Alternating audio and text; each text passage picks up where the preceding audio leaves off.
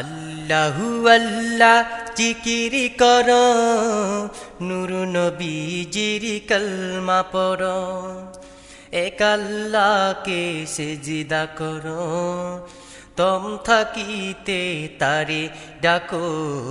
আল্লাহু আল্লাহ আল্লাহু আল্লাহ আল্লাহু আল্লাহ আল্লাহু আল্লাহ জিকির কর, নূর নবীজির কলমা পড়।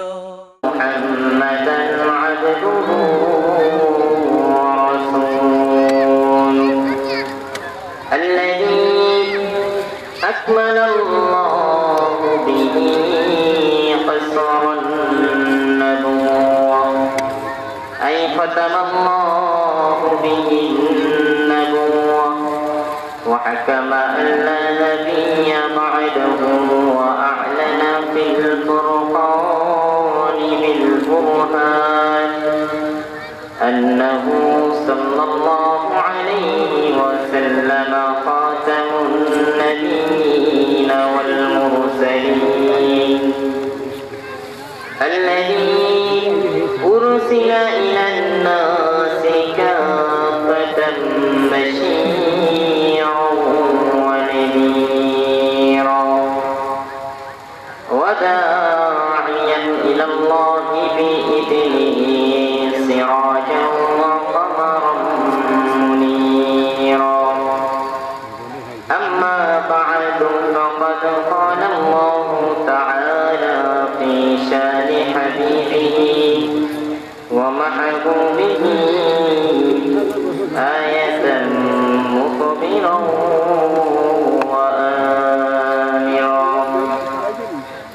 إن الله وملائكته يصلون على النبي يا أيها الذين آمنوا صلوا عليه وسلموا تسليما اللهم صل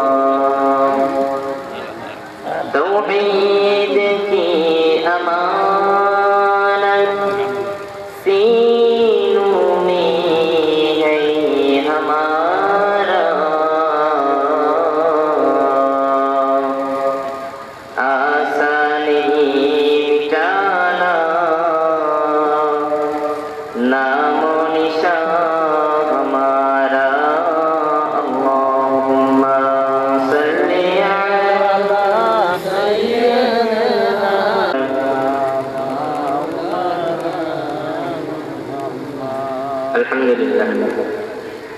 পূর্ব কাওয়াদি কুড়ালবাড়ি বাইতুল নূর জামে মসজিদের উদ্যোগে আয়োজিত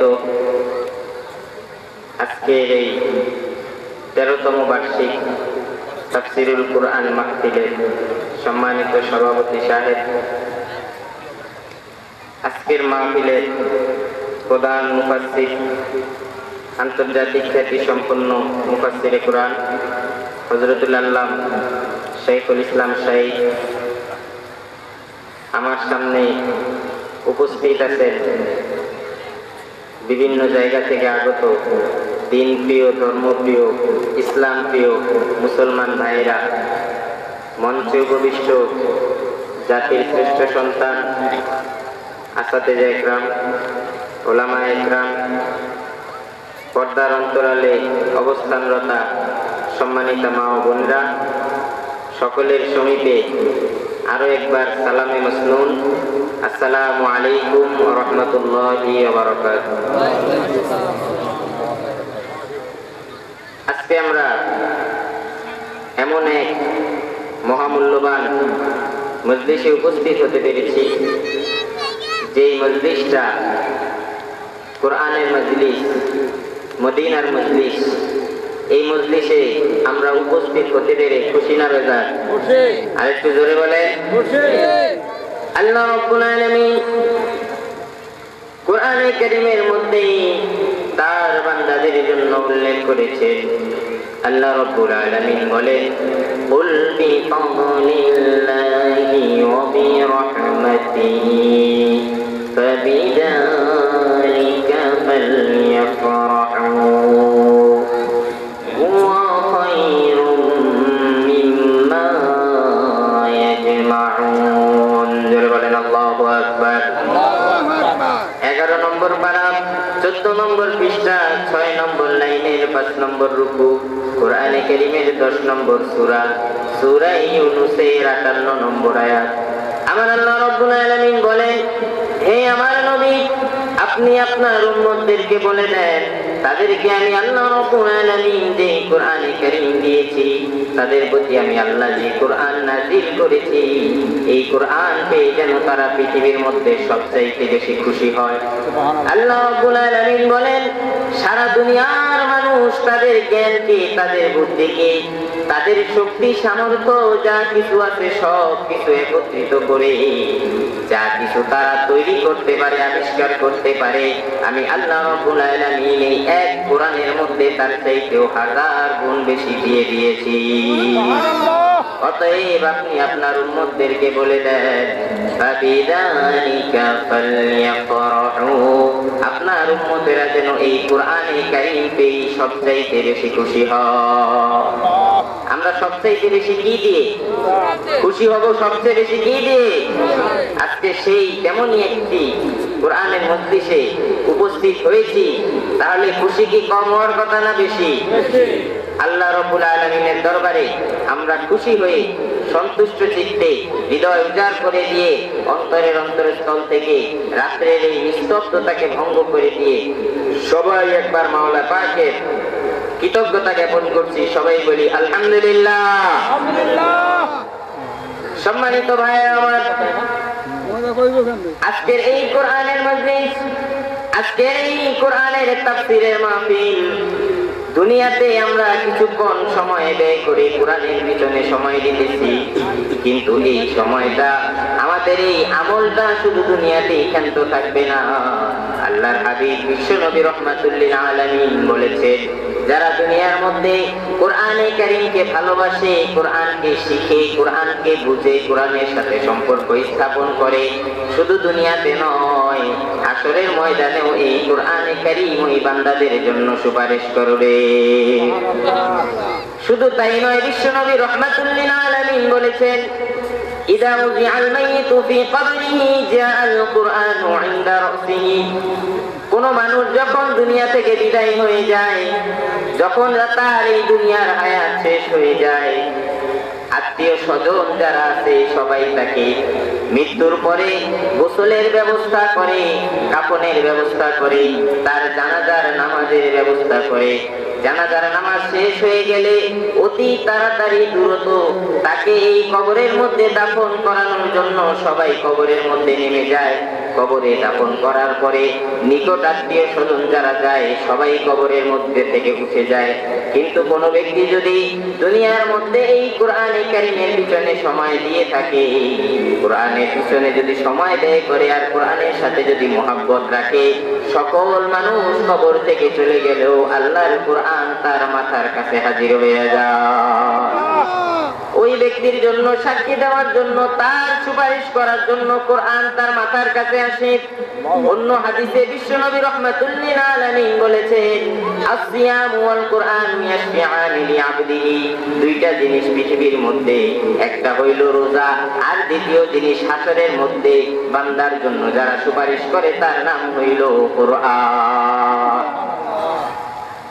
বুখারী শরীফের ব্যাখ্যা গ্রন্থের মধ্যে আল্লামা বদরুদ্দিন আইনি রহমতুল্লাহ আলাইহি লিখেছেন, কবরের মধ্যে কোনো মানুষকে শোয়াইয়া দেওয়ার পরে 40 কদম দূরে যাইতে যতটুকু সময় লাগে, ওই সময়ের মধ্যেই কবরের মধ্যে 2 জন ফেরেশতা হাজির হয়।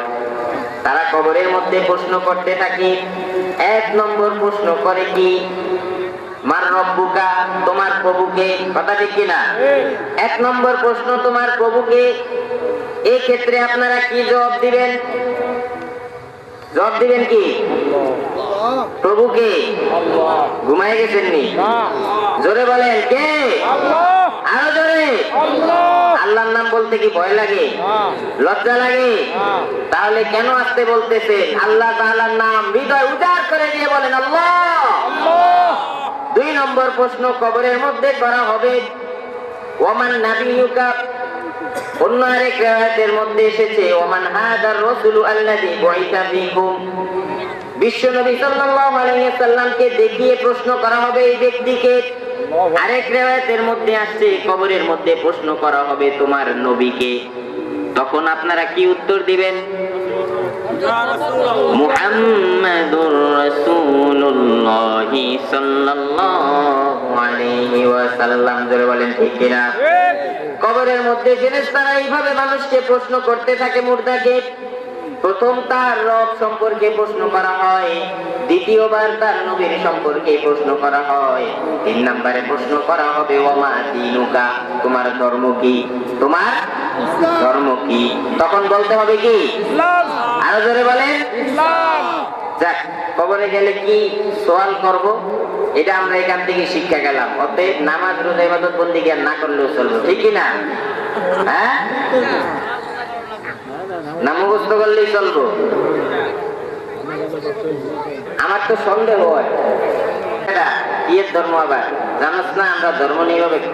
আমরা কি ধর্ম নিরপেক্ষ? এই কথা কইলে সাথে সাথে তাদেরকে জান্নাতের টিকিট দিয়ে দেওয়া হবে নাকি?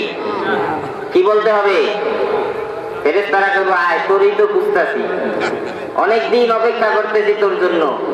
তুই তো দুনিয়াতে সে ব্যক্তি যারা কোরআনের তাফসীর শুনলে সেখানে মুসলমানদের কোরআনের তাফসীরের মধ্যে বাধা দিত। কথা রেখে মানুষদের ঈমানকে নষ্ট করার জন্য, মানুষের দুর্ভিক্ষের মধ্যে, মানুষকে বিভ্রান্তির মধ্যে ফেলানোর জন্য কোরআনে কারীমের তাফসীর মাহফিলের মধ্যে বাধা দিতা। আর যত মমতাজের ড্যান্স, আর যত কুশল অন্যায় অশ্লীল কাজের মধ্যে সেইখানে কোনো আপত্তি নাই, কোরআনের মধ্যে আপত্তি দিতা। তোমরাই ধর্ম নিরপেক্ষতার স্লোগান দিতা। আজকে কবরের মধ্যে যখন আমরা প্রশ্ন করতেছি ওমা দীনুকা, তোমার ধর্ম কি, ওই সময় যদি ধর্ম নিরপেক্ষতার উত্তর দেয় আমার কোনো ধর্ম নাই, আমি হইলাম ধর্ম নিরপেক্ষ, সাথে সাথে তার জাহান্নামের শিকলগুলি পরাইয়া, তখন ফেরেশতারা রিমান্ডের মায়ের কারে কয় কত প্রকার কি কি উদাহরণ সহ কবরের মধ্যে দেখাই দিবে। কথা রেখে না, মুসলমান কোনোদিন ধর্ম নিরপেক্ষ হতে পারে না। অন্য যে ধর্মের লোকেরা যা খুশি তা পালন করুক, তাতে আমাদের কিছু আসে যায় না। কিন্তু মুসলমানের একটাই ধর্ম ইসলাম।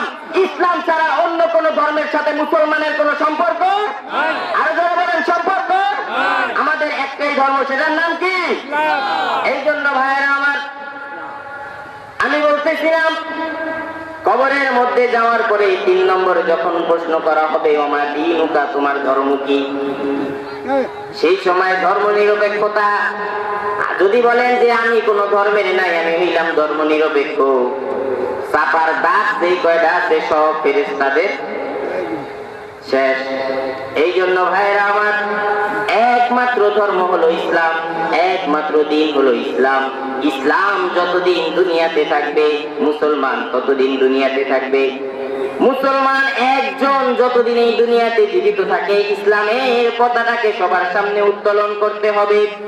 মুসলমান যতদিন পর্যন্ত শরীরে 1 বিন্দু রক্ত থাকবে, এই 1 বিন্দু রক্ত থাকা পর্যন্ত মুসলমান কোনদিন ইসলাম ছাড়তে পারে না।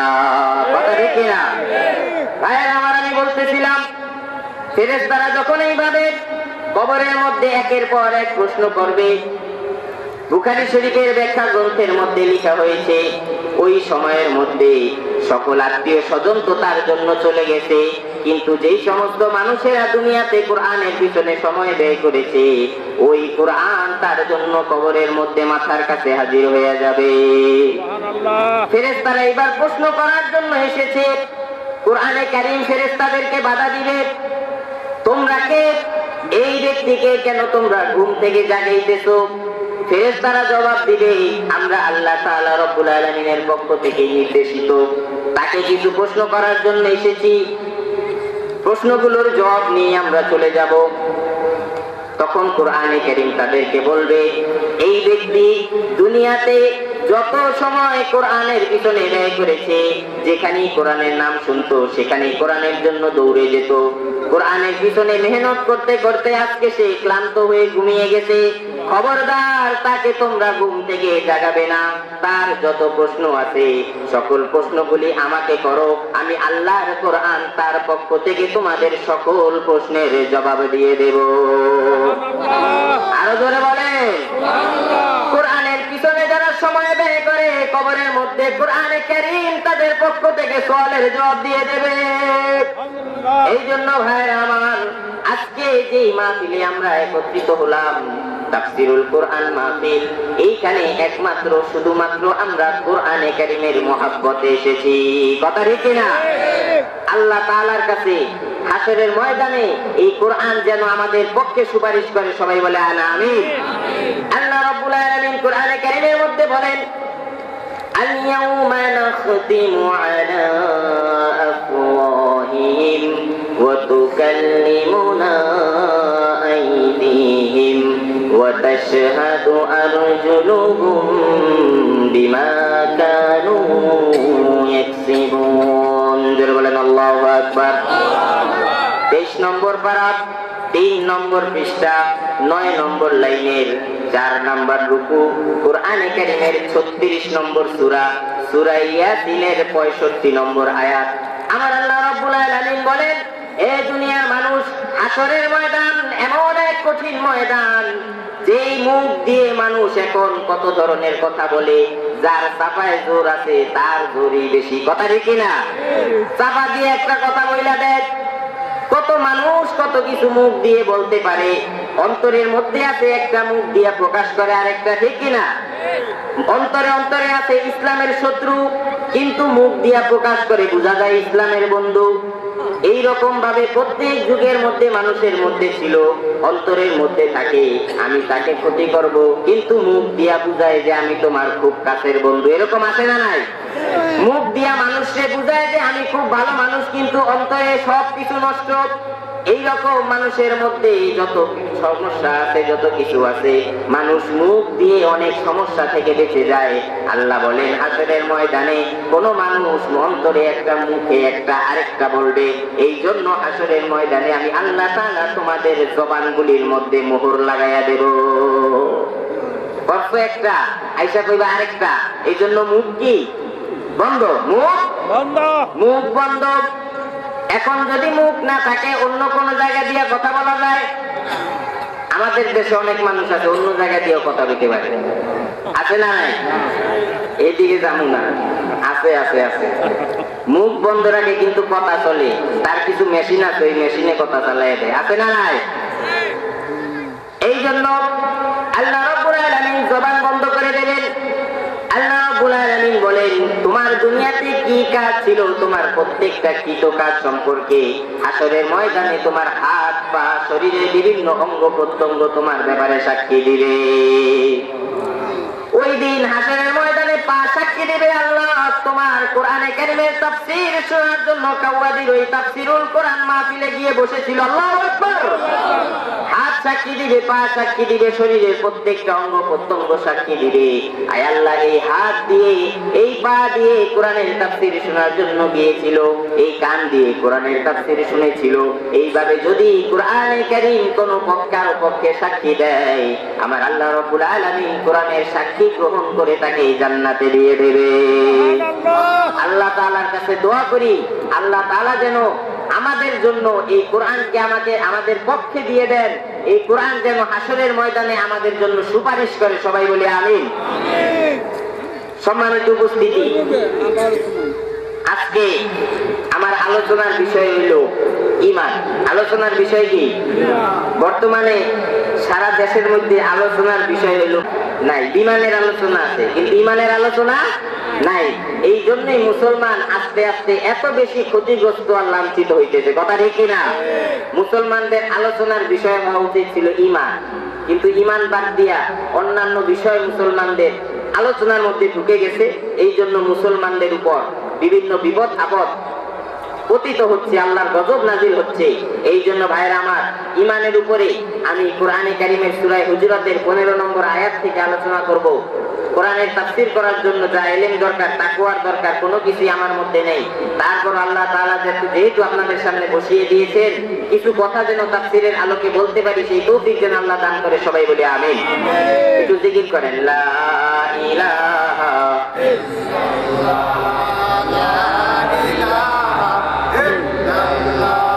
ইল্লাল্লাহ, গুনাহগুলির শাস্তি দিয়ে ওই গুনাহের শাস্তি শেষ হইলেই আল্লাহ তাআলা তাকে জান্নাতে পৌঁছে দিবে। আর যদি ভিতরে ঈমান না থাকে, সে যতই বেশি ভালো আমল করুক, যতই বেশি কাজ করুক, যত যাই করুক, তার কোনো কাজ আমার আল্লাহর দরবারে কবুল হবে না। চিরদিনের জন্যই তাদেরকে জাহান্নামে থাকতে হবে, কথা ঠিক না? যেই ব্যক্তির মধ্যে ঈমান আছে, সে যদি একজন নগণ্য গোলাম হয়, আল্লাহ তাআলার কাছে তার দাম বেশি। আর যেই ব্যক্তির মধ্যে ঈমান নাই, সে যদি নবীজির বাপ হইল, তার জন্য জান্নাত। ইব্রাহিম আলাইহিস সালাম জলিল কদর পয়গম্বর হযরত ইব্রাহিম আলাইহিস সালাম কত বড় নবী, আল্লাহ নিজে তাকে বন্ধু ঘোষণা দিয়েছেন। সেই নবীর বাবা ভিতরে ঈমান নাই, এই জন্য তাকে জাহান্নামের আগুনে জ্বলতে হবে। আর হযরতে বিলালে হাবশী ইসলাম গ্রহণ করার পূর্বে মাত্র দাম ছিল 10 দিরহাম। সেই বিলালে হাবশী যখন ইসলাম গ্রহণ করলেন, ঈমান আনয়ন করলেন, আল্লাহ তাআলা এমন মর্যাদা দান করেছেন, বিশ্ব নবী যেই মসজিদের ইমাম, বিলালকে আল্লাহ তাআলা সেই মসজিদের মুয়াজ্জিন বানায়া দিলেন। এই জন্য ঈমানের দাম বেশি। এখন আমাদের দেশের ঈমান নিয়ে একটা বিভ্রান্তি আছে। আমরা মনে করি লা ইলাহা ইল্লাল্লাহ কালিমা পড়ে ফেলাইছি, বাস জান্নাতের টিকিট কাটা কনফার্ম, নাকি? আমাদের সমাজে এই ধরনের কিছু বিভ্রান্তি ছড়িয়ে আছে। কয় হুজুর, নামাজ পড়ি আর না পড়ি, ইবাদত বন্দেগী করি আর না করি, মুসলমান যেহেতু হয়েছি, একদিন না একদিন জান্নাতে যাবই। কথা বলে কারো পিঠের চামড়া ছিল না, কথা ঠিক না? আর আপনি শুধু কালিমা পড়ে নিলেন, বাস জান্নাতে চলে গেলেন, এত সহজ? সাহাবায়ে কেরামরা যে কালিমা পড়েছেন, তারা যে ঈমান এনেছেন, সেই ঈমানের এখন আর আমাদের ঈমানের সাথে কোনো মিল নাই। সাহাবায়ে কেরামরা যেই সময়ের মধ্যে কালিমা নিয়ে মানুষের কাছে পৌঁছেছেন, ওই সময় একবার কালিমা পড়লেই জান্নাত পাওয়া যাইত। কিন্তু এখন আমাদের সময়ের মধ্যে লক্ষ কোটি বার কালিমা পড়লেও জান্নাতের আশা করা যায় না, কথা ঠিক কিনা? কালিমা পড়ছেন তো ঠিক, কিন্তু কাজ করেন সব ইসলামের বিপক্ষে। কালিমা পড়তেছেন ঠিক, কিন্তু আপনার মধ্যে নামাজের গুণ নাই। কালিমা পড়তেছেন ঠিক, কিন্তু আপনার মধ্যে দিনের মেহনত, দিনের কর্মসূচি আপনার জীবনের মধ্যে নাই। আপনার এই ঈমান, আপনার এই কালিমা 4 পয়সা আল্লাহ তাআলার কাছে দাম নাই, কথা ঠিক কিনা? ভাইরা আমার, আমি কোনো কথা বানিয়ে বলতেছি না। আমার আল্লাহ রাব্বুল আলামিন পবিত্র কোরআনে কারীমের মধ্যে বলেন, আলিফ লাম মিম আহাসিবান নাসু আন ইউতরাকু আন ইয়াকুলু আমান্না ওয়া হুম লা ইফতানুন। জোরে বলেন আল্লাহু আকবার। 20 নম্বর পারা, 15 নম্বর পৃষ্ঠা, 11 নম্বর লাইনের 1ম নম্বর রুকু, কোরআনে কারীমের 29 নম্বর সূরা, সূরা আনকাবুতের 2 নম্বর আয়াত। আমার আল্লাহ রাব্বুল আলামিন বলেন, হে দুনিয়ার মানুষেরা, তারা কি এই ধারণা করে যে আমি ঈমান এনেছি শুধুমাত্র এই কথাটা মুখ দিয়ে বললেই আমি তাদেরকে ছেড়ে দিব? এটা কি তারা মনে করে? ওহুম লা ইফতানুন, আসলেই সে ঈমানদার কিনা এর পরীক্ষা আমি নেব না, এইটা কি মানুষ মনে করে? বরঞ্চ দুনিয়াতে যত মানুষ নিজেকে ঈমানদার আর মুসলমান হিসেবে দাবি করবে, প্রত্যেকটা মানুষকে দুনিয়াতেই আমি আল্লাহ তাআলার কাছে ঈমানের পরীক্ষা দিতে হবে, কথা ঠিক না? আল্লাহ রাব্বুল আলামিন পবিত্র কোরআনে কারীমের অন্য আরেক আয়াতের মধ্যে বলেন, আম হাসিবতুম আন তাদখুলুল জান্নাতা ওয়া লাম্মা ইয়াতিকুম মাসালুল লাযীনা খালাউ মিন ক্বাবলিকুম মাসাতুহুমুল বা'সাউ ওয়াদ-দাররা تنفروا حتى يقول الرسول والذين آمنوا معه متى نصر الله ألا إن نصر الله قريب جربلن الله أكبر 2 নম্বর পারা 12 নম্বর পৃষ্ঠা 9 নম্বর লাইনের 22 নম্বর রুকু কোরআনে কারীমের 2 নম্বর সূরা সূরা বাকারার 214 নম্বর আয়াত আমার আল্লাহ রাব্বুল আলামিন বলেন হে দুনিয়ার মানুষ তোমরা কি মনে করো আমি ঈমানদার আমি মুসলমান এই কথা বলার কারণেই আমি তোমাদেরকে জান্নাত দিয়ে দেব অথচ না তোমাদের পূর্বে যারা নিজেদেরকে ঈমানদার হওয়ার দাবি করেছিল তাদের প্রত্যেককেই কঠিন থেকে কঠিনতম বিপদের সম্মুখীন হতে হয়েছে এমন এমন বিপদ হাত্তা জুলজিলু আল্লাহ তাআলা বলেন ওই সমস্ত বিপদের কথা শুনলে এখনো মানুষের শরীর কেঁপে ওঠে হযরতে সিদ্দিক আকবর রাদিয়াল্লাহু তাআলা আনহু নবীজির সবচাইতে প্রিয় মানুষ ছিলেন কাছের মানুষ ছিলেন মুসলমানদের প্রাথমিক যুগে ইসলামের প্রাথমিক যুগে মুসলমানদের সংখ্যা হইল তখন মাত্র 37 কয়জন 37 জন মুসলমান হযরতে আবু বকর রাদিয়াল্লাহু তাআলা আনহু নবীজিকে বললেন ইয়া রাসূলুল্লাহ এখন তো আমরা আর কতদিন গোপনে গোপনে কালিমার দাওয়াত দিব চলেন আজকে ওপেনে সবার সামনে কালিমার দাওয়াত দেই নবীজি বললেন ঠিক আছে চলো হযরতে আবু বকর রাদিয়াল্লাহু তাআলা আনহু সর্বপ্রথম বাইতুল্লাহ শরীফে যেখানে কাফের মুশরিকরা সবাই বৈঠক করতেছে ওইখানে গিয়ে সর্বপ্রথম হযরতে আবু বকর বজ্রকণ্ঠে কালিমার দাওয়াত তাদের কানে পৌঁছে দিলেন যখন নাকি তাদেরকে কালিমার দাওয়াত দেওয়া হলো এবার কাফের মুশরিকেরা সবাই হযরতে আবু বকরের উপরে ঝাঁপিয়ে পড়ল সর্বপ্রথম কাফেরদের উতবা সে আবু বকরের উপরে ঝাঁপিয়ে পড়ল যেইভাবে পারে হযরতে আবু বকরকে মারার জন্য শুরু করলো নবীজি সাল্লাল্লাহু আলাইহি সাল্লামের উপরেও ঝাঁপিয়ে পড়লো কিন্তু হযরতে আবু বকর রাদিয়াল্লাহু তাআলা আনহু নবীজির উপরে এরকম ভাবে দাঁড়িয়ে গেলেন যতক্ষণ আবু বকর জমিনে দাঁড়ানো ছিল একটা আঘাতও আমার নবীজির গায়ে লাগতে দেয় নাই নবীজির সকল আঘাতগুলি আবু বকর রাদিয়াল্লাহু তাআলা আনহু নিজের শরীরের উপরে নিলেন মারতে মারতে আবু বকর রাদিয়াল্লাহু তাআলা আনহু অজ্ঞান হয়ে জমিনের মধ্যে পড়ে গেলেন হাদিসের কিতাবের মধ্যে আছে ওই সময় কাফের মুশরিকেরা আবু বকরের বুকের উপর দাঁড়াইয়া তার মুখের মধ্যে পাড়া দেওয়া শুরু করছে সুবহানাল্লাহ ওই যুগের জুতা আমাদের মতো বার্মিজার স্যান্ডেলের জুতা না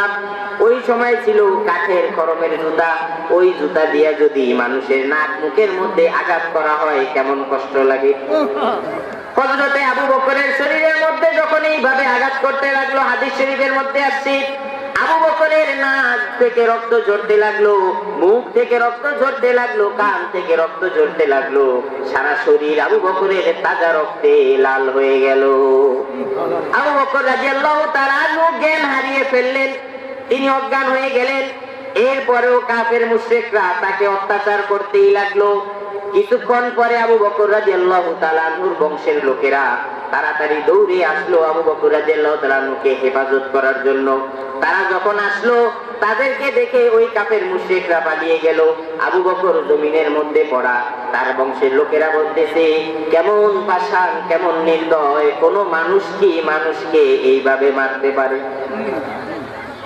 এমন ভাবে কি মানুষ মানুষকে মারে অজ্ঞান হয়ে গেছে তারপরও তার উপর অত্যাচার চলতে থাকে আজকে বাংলার জমিনের মধ্যে যারা কোরআনের কথা বলে যারা ইসলামের কথা বলে তাদের উপরে ওইরকম চতুর্দিক থেকে বিপদ আসতে থাকে কথা রেখে না কোরআনের কথা আপনি যখনই বলবেন আল্লাহ এবং তার রাসূলের কথা যখন বলবেন মানুষ আপনাকে তিরস্কার করবে গালি দিবে আপনার উপর হামলা দিবে মামলা দিবে আপনার উপর অত্যাচার করবে নির্যাতন করবে এমন কি আপনার জীবনও কোরআনের কারণে চলে যেতে পারে কথা ঠিক না আপনিও কোরআনের কথা বলেন একজন কোরআনের কথা বললে তাকে মানুষ গালি দেয় তাকে মানুষ মারে তাকে অত্যাচার করে আরেকজন ঈমানের কথা বললে তারে জামাইয়ের মতো আদর কইরা নিয়ে খাওয়ায় আছে না নাই একজন ঈমানের কথা বলে তার উপর মানুষ অত্যাচার করে আরেকজন ঈমানের কথা বলে তাকে জামাইয়ের মতো আদর করে নিয়ে খাওয়ায় এবার বুঝে নেন দুইজনের ঈমানের কথার মধ্যে কত বেশি পার্থক্য কথা রেখে না এটাও যদি ঈমানের কথা হইতো তাহলে তোমারে তো আদর করে খাওয়াইতো না আজকে বর্তমানে ইমানকে বিক্রি করে, ইসলামকে বিক্রি করে নিজের স্বার্থের জন্য, নিজের কামাইয়ের জন্য অনেক লোকটা কোরআন আর হাদিসকে নিজের ব্যবসা প্রতিষ্ঠান বানিয়ে নিয়েছে। কথা রেখে না, কোরআন আর আজকে কোরআন নাই, কোরআন আজকে সংবিধান নাই, কোরআন আজকে কিতাব নাই। এটা হয়ে গেছে মাল কামানের একটা ধান্দা, এটা হয়ে গেছে ব্যবসা উপার্জনের মাধ্যম, যার কারণে আস্তে আস্তে এদেশের জমিন থেকে আল্লাহর রহমত গুলি উঠে যাইতেছে। কথা রেখে না, কোরআনে কারিমের সঠিক প্রয়োগ যদি মুসলমানের মধ্যে হইতো, তাহলে সাহাবায়ে কেরামদেরকে যেইভাবে আল্লাহ হেফাজত করতেন, সেই আল্লাহ কি এখন নাই? এই আল্লাহ এখনো তার বান্দাদেরকে অবশ্যই হেফাজত করতেন। কথা রেখে না, কিন্তু আজকে এক দল কোরআনের পক্ষে কথা বললে আর বাকি 10 দল তাদের বিরুদ্ধে দাঁড়িয়ে যায়। তার কারণ হলো কি, যদি তাদের পক্ষে দাঁড়ায়, তাদের যেইভাবে নির্যাতন হয়েছে তাদের উপরে ওইভাবে নির্যাতন হবে। কথা রেখে না, এই জন্য নির্যাতনের দরকার নাই। আমার পকেট বাড়ি হোক, মাল কামাই, এটাই বালা। কোরআন জাহান্নামে যাক, তাতে আমার জানার দরকার নেই। বলেন নাউজুবিল্লাহ। এই জন্য ভাইরা আমার, আবু বকর রাদিয়াল্লাহু তাআলা আনহু যখন কোরআনের কথা, ঈমানের কথা মানুষের কাছে বললেন, আবু বকর রক্তাক্ত হয়ে গেল। ওই দিন আর কেউ আশা করে নাই যে আবু বকর দুনিয়াতে আর কোনোদিন বাঁচতে পারবে। মক্কার মানুষ সবাই ধারণাই করে নিয়েছিল আবু বকর দুনিয়া থেকে বিদায় হয়ে গেছে।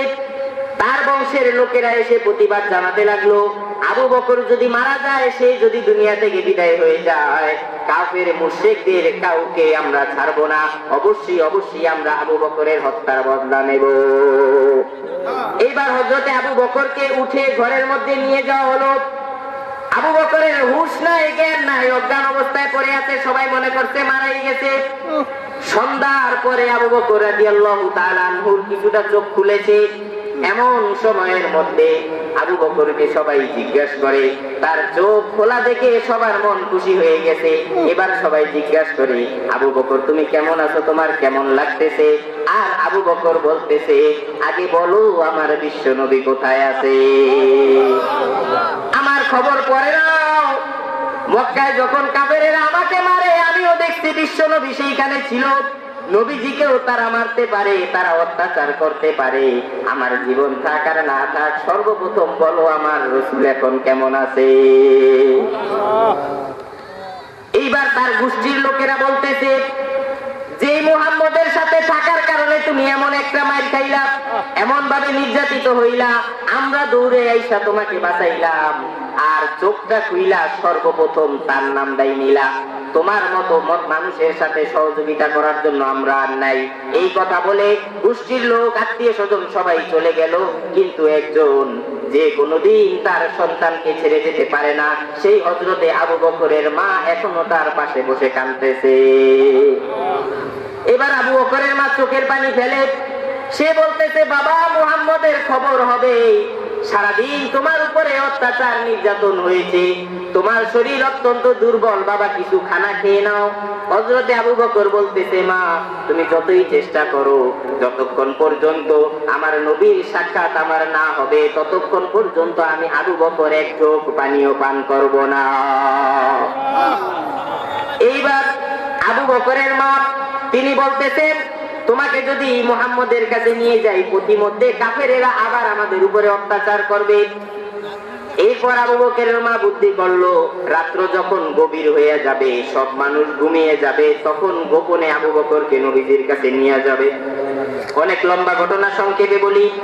এরপরে আস্তে আস্তে রাত্র যখন গভীর হয়ে গেছে, মানুষজন সব নিস্তব্ধ হয়ে গেছে, হযরতে ওমর রাদিয়াল্লাহু তাআলা আনহুর বোন হযরতে ফাতেমা আর আবু বকরের আম্মা, এই দুইজন একত্রিত হয়ে রাত্রের অন্ধকারে ওই যায়েদ ইবনে আরকাম রাদিয়াল্লাহু তাআলা আনহুর বাড়িতে নবীজি ছিলেন, ওইখানে আবু বকরকে সাথে নিয়ে নবীজির দরবারে উপস্থিত হয়েছে।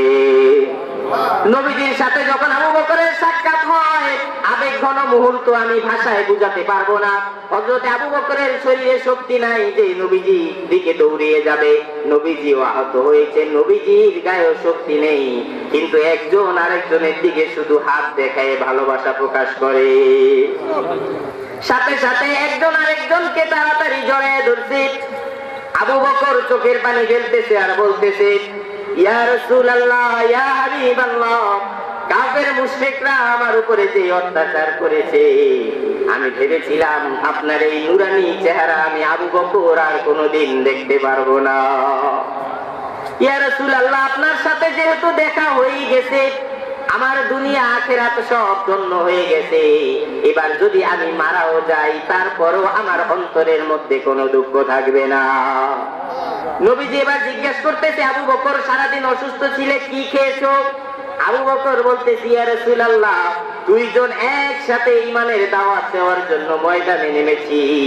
একজন ক্ষুধার্তভাবে অসুস্থ হয়ে বাড়িতে পড়ে থাকবে, তাকে রেখে আমি আবু বকর কিভাবে খানায় মুখ দিতে পারি? এরপরে আবু বকর রাদিয়াল্লাহু তাআলা আনহু আর বিশ্ব নবী দুইজন একসাথে খানা খাইলেন। কিতাবের মধ্যে আছে, এত বেশি মুহাব্বত, একজন আরেকজনের মুখের মধ্যে খানা তুলে দেয়। এই হলো ঈমানের অবস্থা, এই হলো মুসলমানের অবস্থা।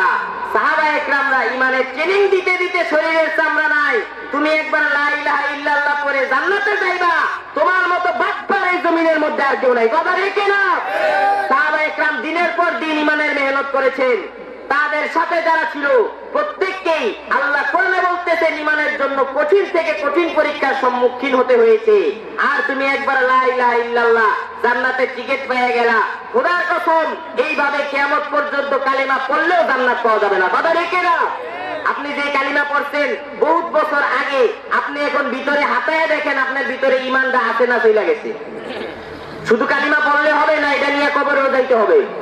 কিন্তু আমরা মুখে তো কালিমা পড়েছি, কিন্তু এটা নিয়ে কবরে যাইতে পারবো কিনা এটা আমাদের সন্দেহ আছে, কারণ মুসলমানদের অন্তরের মধ্যে কোনো ঈমান নাই। কথা রেখে না, এই জন্য ভাইয়েরা আমার, আল্লাহ রাব্বুল আলামিন বলেন, ওয়া ইযা ক্বিলা লাহুম আমিনু কামা আমানান নাসু ক্বালু আনুমিনু কামা আমানাস সুফাহা আলা ইন্নাহুম হুমুস সুফাহা ওয়ালাকিন লা ইয়ালামুন। আল্লাহু আকবার। ومن الناس من يقول آمنا بالله وباليوم الآخر وما هم بمؤمنين। الله أكبر। আমার আল্লাহ রাব্বুল আলামিন বলেন, জমিনের মধ্যে দুনিয়ার মধ্যে এমন এমন কিছু মানুষ আছে যারা নিজেরকে ইমানদার বলে দাবি করে, মুসলমান হিসেবে দাবি করে, কিন্তু আমি আল্লাহ সাক্ষী দিতেছি, হাজারবার ইমানের কথা বললেও আমি আল্লাহ সাক্ষী দিচ্ছি সে কখনোই মুসলমান না। আপনি হাজারবার ইমানের সাক্ষী দেন, কিন্তু আল্লাহ নিজে বলতেছেন না তুই মুসলমান না। তাহলে আপনি যতই কালিমার কথা বলেন, আল্লাহ যদি আপনাকে মুসলমান হওয়ার কথা অস্বীকার করে, কোন উসিলায় আপনি ইমানের কথা বলতে পারবেন? আছে কোন উপায় আছে? আল্লাহ নিজেই বলতেছেন যে আমি নিজেই জানি তারা মুখে যত ইমানের কথা বলুক, বাস্তবে তারা মুসলমান না, তাদের মধ্যে ইমান নাই। এই জন্য ভাইরা আমার, প্রত্যেকেই যদি ইমানের দাবি করে মিথ্যাবাদী হয়, তাহলে কাদের ইমান সত্য, কারা সত্যবাদী, এই কথাটাই আজকে আমার আলোচনার মূল বিষয়।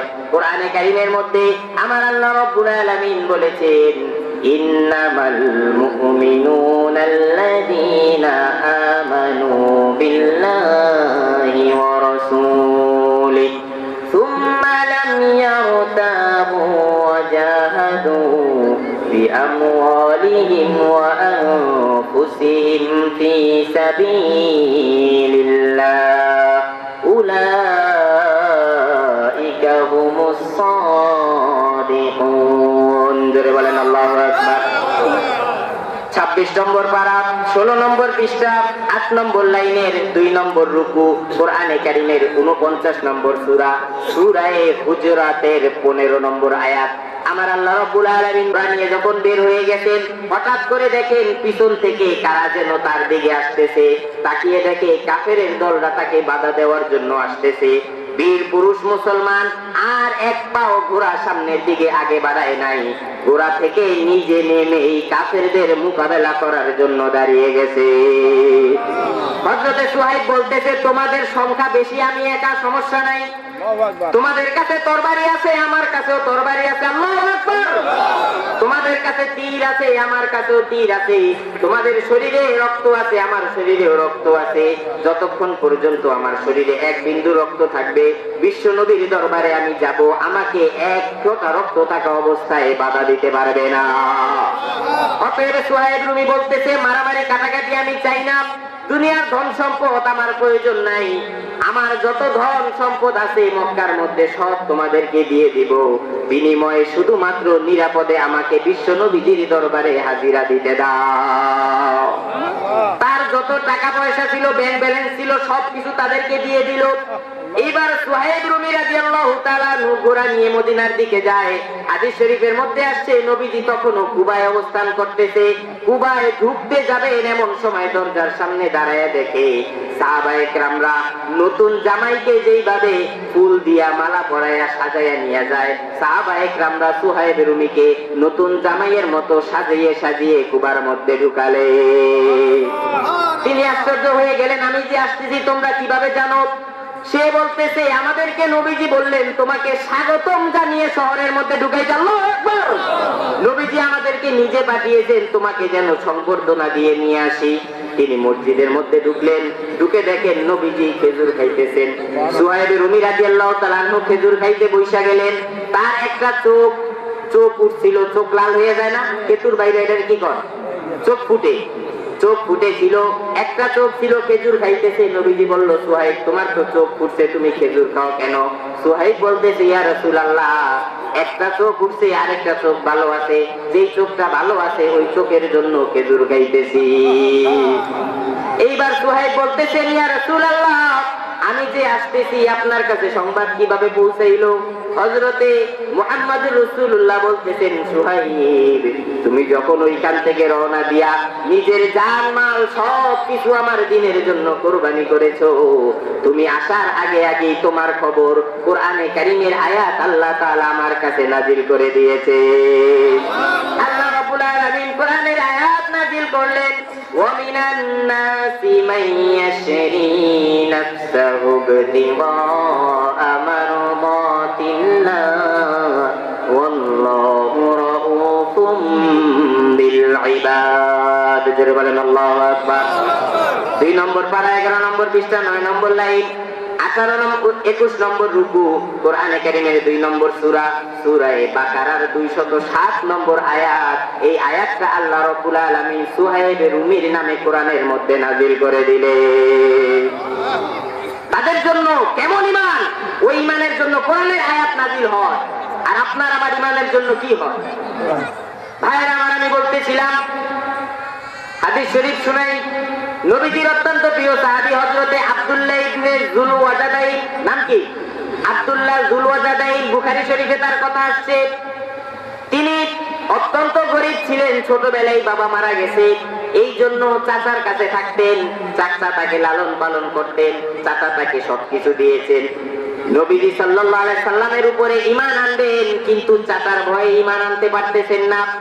একদিন হঠাৎ করে গিয়ে চাচার কাছে বলতেছেন, চাচা মুহাম্মদ যে কালিমার কথা বলে সে নবী হওয়ার দাবি করে, তার ব্যাপারে আপনার মতামত কি? চাচা বলতেছে, সে যে নিজেকে নবী বলে আমার কাছেও মনে হয় বাস্তবেই সেই আল্লাহর রাসূল। সে বলতেছে, তাইলে চাচা চলেন আমরা দুইজন একসাথে ঈমান আনি। চাচা বলতেছে যে না, কখনো না, আমি তার উপর কোনোদিন ঈমান আনবো না। বলেন নাউজুবিল্লাহ। ভাতিজা বলতেছে, চাচা ঈমান কেন আনবেন না? সে বলে, আমি যতই জানি, যতই যাই, কিছু বুঝি, কিন্তু একটা জিনিস দরকার আছে, এইটার জন্য কোরআন হাদিস মাইনা নিতে পারি না। কোনটা দরকার বুঝছেননি ভাইরা আমার? একটা জিনিস দরকার আছে, আমি জানি সে কোরআনের কথা বলতেছে, কিন্তু তার এই কথা নিলে আমার পিছনে ওইটা থাকবে না। এই জন্য আমার পিছনের জিনিসটা ধরে রাখার জন্য হইল তাকে মিথ্যাবাদী বানায়া তাকে আসামি বানাইতে হবে। কথা ঠিক না? অনেক মানুষ আছে ভালো ভালো কথা কয়, আর কিছু কিছু আছে স্বজন প্রীতি চলে। যেরকম কেউ যদি আমার আত্মীয় স্বজন, ধরেন আমার কাছে কিছু আছে, তো আমার আত্মীয় স্বজন যদি মার্ডারও করে, তাইলে তারে কমে এটা পাগল, এটার মাথা সেন্স ঠিক নাই, পাবনা 6 মাস ভর্তি করে ছাড়াই নিয়ে আসো।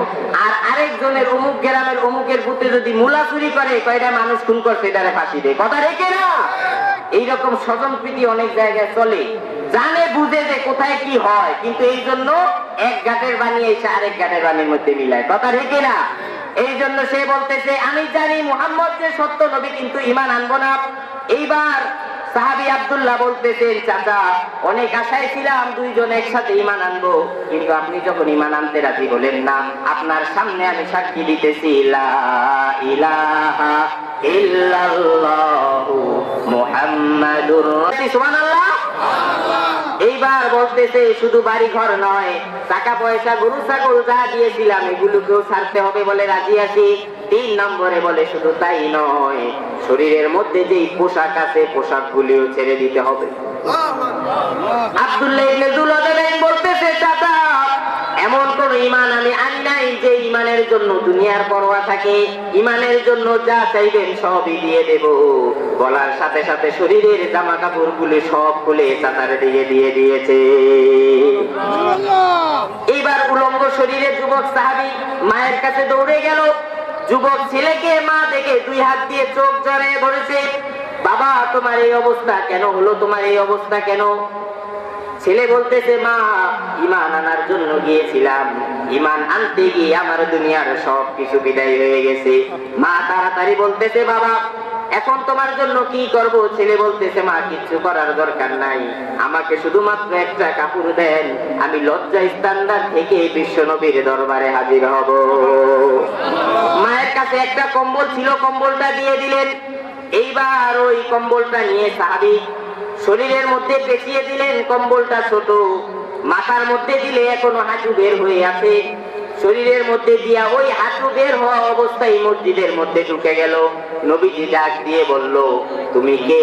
তোমার শরীরের মধ্যে এখনো হাঁটু দেখা যায়, কাপড় নেই কেন? সেই ব্যক্তি যখন নবীজির কাছে এসে বলল, ইয়া রাসূলুল্লাহ আপনার উপরে ঈমান আনতে গিয়ে দুনিয়ার কোনো সম্পদ আমি সাথে আনতে পারি নাই। নবীজি সাল্লাল্লাহু আলাইহি সাল্লাম তাকে আবারও কালিমা পড়ায় মুসলমান বানিয়ে দিলেন। সুবহানাল্লাহ। সাহাবায়ে কেরামের যে মাদ্রাসা ছিল আসহাবে সুফফা, ওই মাদ্রাসার মধ্যে ভর্তি করায় দিলেন। সাহাবায়ে কেরামদেরকে ডাক দিয়ে বললেন, তারে কোরআন শিখাইয়া দাও। কি শিখাইয়া দাও?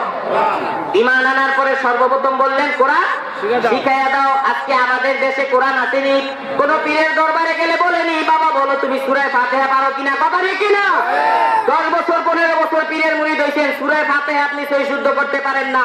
খোদার কসম এই পীর মুরিদের 4 আনার দাম আমার খোদার কাছে নাই। কথা নেই কিনা?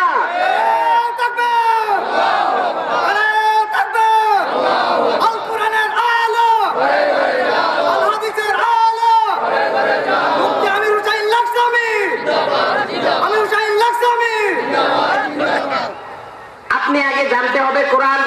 আপনি এখনো নামাজ পড়তে পারেন না, নামাজের মধ্যে কয়টা ফরজ আপনি জানেন না। ও বাবারা রাগ করবেন না, পায়ে ধরে বলি, এই পীরের দরবারে গিয়ে আপনার কি ফায়দা হয়েছে? কি লাভ হয়েছে?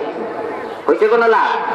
নামাজ জানেন না, কোরআন জানেন না, কেন গেলেন? অথচ পীরের কাছে গিয়ে কি করতে হয়, পীরের কাজ কি আমার আল্লাহ কোরআনে বলে দিয়েছে। সুবহানাল্লাহ। সূরা বাকারার 129 নাম্বার, বিস্তারিত বলার সময় নাই, আমি সংক্ষেপে বলি। সূরা বাকারার 129 নম্বর আয়াতের তাফসীর খুলে দেখেন। 4টা মিশন নিয়ে আমার নবী দুনিয়াতে এসেছিলেন। দুনিয়াতে যত লোক পীর হবে প্রত্যেকের মধ্যে এই 4টা গুণাবলী থাকতে হবে। এই 4টা কাজের মিশন যদি না থাকে, খোদার কসম যত বড়ই জুব্বা লাগাক ওইটা বন্ধ। কথা ঠিক না? এই 4 মিশনের দাওয়াত দিতে হবে। এর মধ্যে 1 নম্বরে কোরআন। 1 নম্বরে কি? আপনার মুরিদ হয়েছেন, ভালো কথা। আপনি এখনো যারা হক্কানি পীর আছে তাদের কাছে গিয়ে দেখবেন সর্বপ্রথম মুরিদদেরকে তারা কোরআনের শিক্ষা দেয়। কথা ঠিক না? আমার জীবনে আমি এমন পীর দেখছি যার কাছে গেলে সে আগে কি শিখায়? কোরআন শিখায়। অন্তত পক্ষে নামাজ পড়তে যে সূরাগুলি লাগে এই সূরাগুলি হিসাবে শিখিয়ে দেয়। আমি দেখছি, নিজে দেখছি। সূরা ফাতিহা ছোট ছোট সূরাগুলি আছে, বাবা যাতে শুদ্ধ করে নামাজটা পড়তে পারেন এই জন্য সূরাগুলি কি দিয়ে দেয়? শিক্ষা দেয়। এটা কার নিয়ম? আমার বানানো নিয়ম না নবীজির নিয়ম? আব্দুল্লাহ যুলআদাইন যখন ঈমান আনলেন, নবীজি সর্বপ্রথম তাদেরকে দিলেন কোরআন শিক্ষা দেওয়ার জন্য। কথা ঠিক না? এই জন্য যেখানেই যান সর্বপ্রথম কোরআন শিক্ষার চেষ্টা করবেন। কারণ আপনি যদি সূরা ফাতিহা সহি শুদ্ধভাবে পড়তে না পারেন, কিয়ামত পর্যন্ত নামাজ পড়লেও আপনার নামাজ হবে না। কথা ঠিক না? নামাজের মধ্যে কেরাত সহি শুদ্ধ পড়তে হবে। আপনার কেরাতই যদি ভুল হয় প্রথমেই নামাজ শেষ। এই জন্য ভাইরা আমার, নবীজি সর্বপ্রথম তাকে কোরআন শিক্ষা করার জন্য পাঠাইলেন। এইবার সে যখন কোরআন শিখে গেল, জোরে জোরে মাদ্রাসার মধ্যে কোরআনের তেলাওয়াত করে। ওই মাদ্রাসার অন্যান্য ছাত্ররা এসে নবীজির কাছে বিচার দিল, ইয়া রাসূলুল্লাহ, আপনি কোন সাহাবীকে কোরআন শিক্ষার জন্য পাঠাইলেন? এত জোরে জোরে কোরআন পড়ে, তার কোরআন পড়ার চিল্লানির আওয়াজে আমরা কেউ ঘুমাইতেও পারি না, নামাজও পড়তে পারি না, কিছুই পড়তে পারি না, খুব জোরে জোরে চিল্লায়া কোরআন পড়ে। নবীজি বললেন, ও আমার সাহাবীরা, যত খুশি তাকে চিল্লাইতে দাও, তাকে জোরে জোরে পড়তে দাও, তাকে বাধা দিও না। তার ঈমান অনেক বড় ঈমান। এই ঈমান আনতে গিয়ে শরীরের জামাটা পর্যন্ত আনতে পারে নাই। এই ঈমান আনতে গিয়ে শরীরের কাপড় পর্যন্ত আনতে পারে নাই, তারে মনের মতো চিল্লাইতে দাও, আল্লাহু আকবার। সে এমনি এমনি চিল্লায় না, ঈমানের জোরে চিল্লায়। সাহাবীরা, তাকে বাধা দিও না, তাকে তার মনের মতো এই ঈমানের স্বাদ নিয়ে কোরআনের তেলাওয়াত করতে দাও। সাহাবায়ে কেরামের ঈমান। আজকে দুনিয়ার সব আছে কিন্তু ঈমান আমাদের সাথে, কিন্তু তারা দুনিয়ার সব ছেড়ে দিছে কিন্তু ঈমানকে নিজের সাথে রেখেছে। কথা ঠিক কিনা? এই জন্য ভাইরা আমার, ঈমান কিভাবে ঠিক থাকে? আজকে আমরা যে মুসলমান হইছি এর কোনো প্রমাণ আছে? বলেন আছে? একটাই প্রমাণ আছে, আমার বাবাই মুসলমান ছিল, আমার দাদাই মুসলমান ছিল, এই প্রমাণ। এছাড়া আর কোনো প্রমাণ নাই। ঈমানদারের প্রমাণ দিতে হইলে তার জীবনের মধ্যে অবশ্যই কোরআনের কর্মসূচি থাকতে হবে। কথা ঠিক কিনা? কোরআনের পিছনে মেহনত থাকতে হবে, হাদিসে সুন্নতে রাসূলের পিছনে মেহনত থাকতে হবে, ঈমানের দায়িত্ব পালন করতে হবে, সুন্নতের দায়িত্ব পালন করতে হবে। তবেই সে জমিনের মধ্যে নিজেকে মুসলমান হিসেবে দাবি করতে পারবে। আর যদি একবার কালিমা পড়লাম, হুজুরেতে কইছে যে জান্নাতে যামু, বাস এইবার জামা কাপড় যে যেইভাবে আছে দিয়া ইহুদি খ্রিস্টানের মতো মমতাজের লগে চল, গান শুনি, মাতামাতি করি, লাভালাভি করি, যে যা খুশি তাই করি, এইভাবে যদি ঈমানের দাবি করেন, খোদার কসম আল্লাহ তাআলার কাছে এই ঈমানের কথা বলে জান্নাত পাওয়া যাবে না। কথা ঠিক না? এই জন্য ভাইরা আমার, যে হাদিসটা আমি বলেছিলাম, আল্লাহ নবী সাল্লাল্লাহু আলাইহি সাল্লাম একদিন মদিনার মধ্যে নাই, সাহাবায়ে কেরামরা তাকে খুঁজতেছেন। কয়েকদিন যখন যাবত নবীকে পায় না, সবাই নবীকে খোঁজাখুঁজি করতেছে, কিন্তু আল্লাহ তাআলা রব্বুল আলামিন তার নবীজিকে একটা মুজিজা দান করেছেন। নবীজির শরীরের মধ্যে একটা ঘ্রাণ ছিল, যেই রাস্তা দিয়া নবীজি হাইটা যাইতেন অনেকক্ষণ পর্যন্ত ওই রাস্তার মধ্যে সুঘ্রাণ ছড়িয়ে পড়তো। নবীজি হাইটা যাওয়ার পরে ওইখান দিয়ে কেউ হেঁটে গেলি বুঝতে পারতো কিছুক্ষণ আগে এই রাস্তা দিয়ে নবীজি গিয়েছেন। সাহাবায়ে কেরামরা ওই ঘ্রাণের তালে তালে খুঁজতে খুঁজতে এক গুহার মধ্যে গিয়ে হযরতে আবু হুরায়রা নবীজিকে পেলেন। পাওয়ার পরে আবু হুরায়রা বলতেছেন, ইয়া রাসূলুল্লাহ, ইয়া হাবিবাল্লাহ, আমি শুধু একা নয়, মদিনার সব সাহাবীরা কান্নার রোল পড়ে গেছে। সুবহানাল্লাহ। তারা মনে করেছে বিশ্ব নবীর নূরানী চেহারা মনে হয় আর কোনোদিন দেখার ভাগ্য হবে না, বিশ্ব নবীজির পিছনে মনে হয় কোনোদিন নামাজ পড়ার ভাগ্য হবে না। এই ভেবে, এই চিন্তা করে তারা সবাই বেহুশ হয়ে গেছে, মদিনার মধ্যে কান্নার রোল পড়ে গেছে। আলহামদুলিল্লাহ, আপনার সাথে যখন দেখাই পেয়ে গেছি, এখন আমার মন শান্ত হয়ে গেছে। নবীজি বলতেছেন, আবু হুরায়রা, আমার কথা বাদ দাও, আল্লাহ তাআলা এইমাত্র আমার উপরে নাযিল করেছেন, ইয়া আইয়ুহান নাসু কুলু লা ইলাহা ইল্লাল্লাহ তুফলিহুন। তোমরা সবাই মুসলমানদেরকে গিয়ে তুমি বলো, হে মুসলমানরা, তোমরা কালিমা পড়ো, কালিমা পড়লেই আল্লাহ তাআলা তোমাদেরকে নাজাত দিয়ে দেবে। আবু হুরায়রা বলতেছে, ইয়া রাসূলুল্লাহ, এটা বলবো? বলে, হ্যাঁ বলো। আবু হুরায়রা বলল, ইয়া রাসূলুল্লাহ, এত সস্তা, মানুষে যদি বিশ্বাস না করে? নবীজি বললেন, এই ধরো আমার জুতা, এই জুতাটা নিয়ে যাও, মানুষকে দেখাইবা, যদি বিশ্বাস না করে আমার জুতা দেখাইবা, এই যে নবীজির জুতা, নবীজি আমাকে পাঠাইছেন, নবীজি এই কথা আমারে বলে দিয়েছেন, যে কালিমা পড়বে আল্লাহ তাআলা জান্নাত দিয়ে দিবে।